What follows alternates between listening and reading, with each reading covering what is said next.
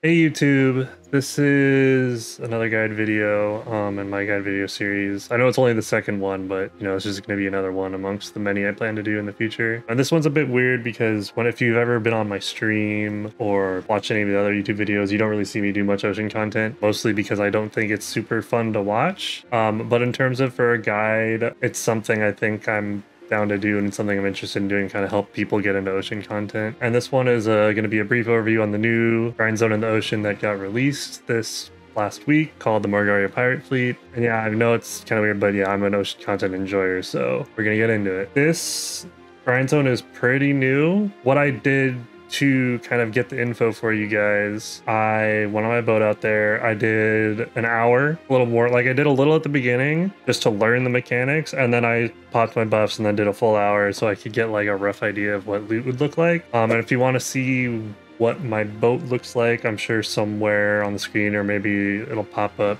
I'll be showing my boat's stats, my boat's gear. It's definitely not the most fully enhanced or best gear out there, but it's enough to get the job done and survive, and feels like it does more than enough damage to, clear them in a good rate. And with all the, the stats and information on how my setup looked for doing this out of the way, without further ado, let's get into the grind and the mechanics of the spot. So the way this spot works is a bit unique because it actually does have mechanics to it similar to how I believe Lekrashan has some very light and minimal mechanics. This spot also has some. So the way this works is as you're sailing around the zone, you will run into, or see rather, a very large phantom pirate ship. It looks basically the same as the scroll boss. For those of you who've gone for your Carrack and done the phantom ship scroll boss, which is located off of Furia, it looks like a copy paste of that ship. It's maybe a little bit bigger in terms of its model size, but anyways, that's what you're looking for. You get within a certain range of that ship.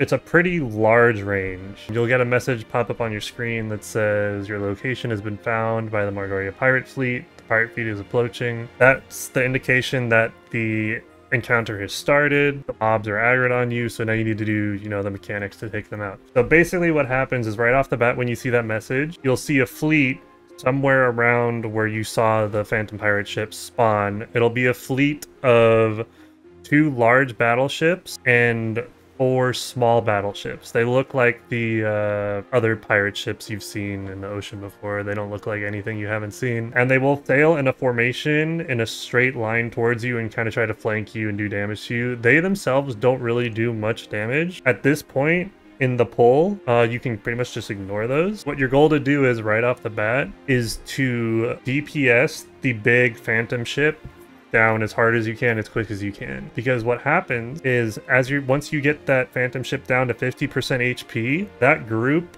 of battleships that spawned to support the phantom ship, instead of being in a formation, will all come and centralize at where the phantom ship gets to 50% HP. Because when the ship hits 50%, it's going to dive under the ocean and disappear for a bit, and those ships are going to gather in one spot on top of where it sunk, and that means they're going to be grouped up really tight in a ball and make it really easy to AoE them down. Whereas, as you'll probably see on the screen, normally they're in this really wide formation that makes it a real pain in the ass to kill them in any kind of quick manner. So far you have aggro the ship, burn down the phantom ship.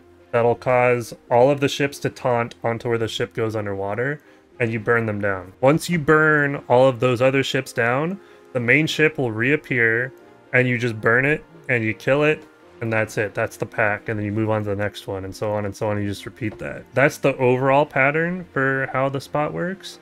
There is one more mechanic you do need to be aware of, though. The phantom ship, as long as it is active, so when it's not underwater, when it's actually physically aggroed and there, it will spawn these smaller versions of itself, these smaller phantom ships that are on fire, and they will just charge right at your boat. You can outrun them. They are not faster than your ship. At least they weren't faster than mine with the stats that I showed earlier. But if they do collide with your boat, they do explode, and they took about 8 to 10% of the durability off of my ship, which is pretty significant for just one attack hitting you. When you see those flaming ships spawn, you just kind of want to avoid them. Don't let them hit you. They do not disappear though. The only way to get rid of them is you do actually have to sink them, and then make sure you sink them as quickly as possible so you don't spend as much time, you know, running around trying not to get hit by them. That being said, it is only 8 to 10% damage. It's not like the end of the world. And they don't spawn super often. They'll maybe spawn like once every 30 seconds, if that. So they're not the biggest threat, but in terms of like what can sink your boat, that's pretty much the biggest threat in the spot is those ships. I did not notice much damage at all taking cannon shots from any of the pirate ships, including the Phantom ship. So don't have to worry about any of that. That's basically all the mechanics for the zone. It's not too bad, but it's definitely the most complicated one we've gotten so far. Now for the rotation, I'm gonna pop up something on the screen showing like kind of a map of where they are roughly. Of course, getting the location of mobs in the ocean is never super easy. From the time that I spent grinding there, these are roughly the locations of the mobs. There's 4 spawns that I found. There could be more. I found that I didn't need more than 4 for a rotation. But basically you end up just doing, as you see on the screen, this giant circle around mob, or the grind zone symbol on the map. And there's one mob that is located roughly in each of the cardinal directions, which means, you know, northeast, southwest, around that symbol. So just sail around there and you'll just rotate between those 4. The aggro range for them is actually extremely far. So if you have any issues with render distance or seeing the mobs, you'll know when they aggro, because the second they aggro, that message, which I talked about during the mechanics, will pop up and you'll know, okay, I aggroed it. Just spin around, try to find where it is, and then go towards it. But yeah, the rotation's pretty simple. It's nothing complicated. It definitely doesn't require any channel swapping, at least from my experience. And then finally, we're gonna go over drops and trash loot. Right here, you'll see a screenshot of everything I got from the grind. You can see it drops a lot of things. There are canidims in the rotation. You can see some canidim shells in there. But yeah, it drops crystals, coral crystals, some sailing XP books, and then, you know, of course, the trash loot and the crow coin loot.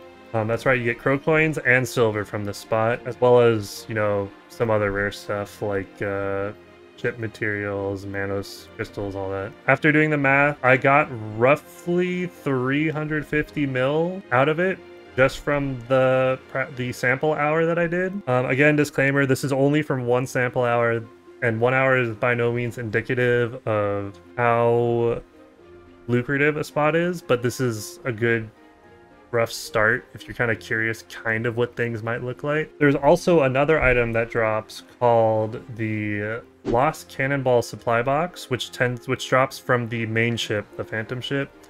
This is an interesting item in that you can use it to restore the cannonballs on your own ship, kind of like you can with the breezy crystals that I'm sure some of you are familiar with. And it actually restores quite a few. It restores 150 cannonballs at a time, and pretty much it has almost it felt like 100% drop rate. So after an hour of grinding there, I still had about 800 cannonballs left after grinding for a full hour and firing my cannons nonstop. And that's simply because this cannonball box definitely allows you to stay there a lot longer, which is really nice, not having to waste a bunch of money on those breezy crystals. And of course, I know you don't see it there, but it also drops map pieces, so that's nice. I didn't happen to get one that hour, so unlucky me, right? But yeah, in conclusion, my general opinion on this spot, at least as a first impression, obviously, like any other sea monster hunting spot, it's not going to be good for money. It's like okay.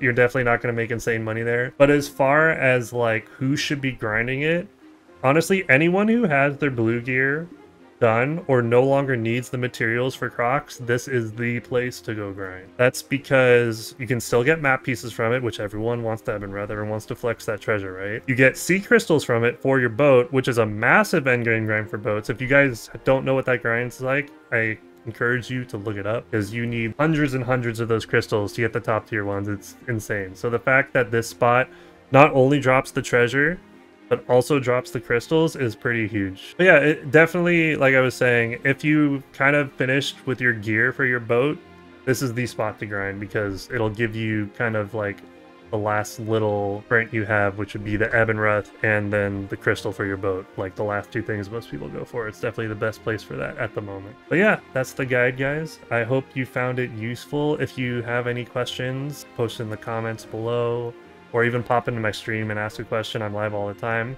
Speaking of which, I highly recommend you guys, if you don't already, go check me out over on Twitch. I stream BDO quite a bit. We do a lot of stuff on there, from PvP, grinding, RBF, Node War, Siege, and once in a while, yes, even the ocean stuff, even though I kind of try to avoid it because I don't think people like to watch it that much. But yeah, thanks for watching, guys. I'll catch you in the next video, and have a great one.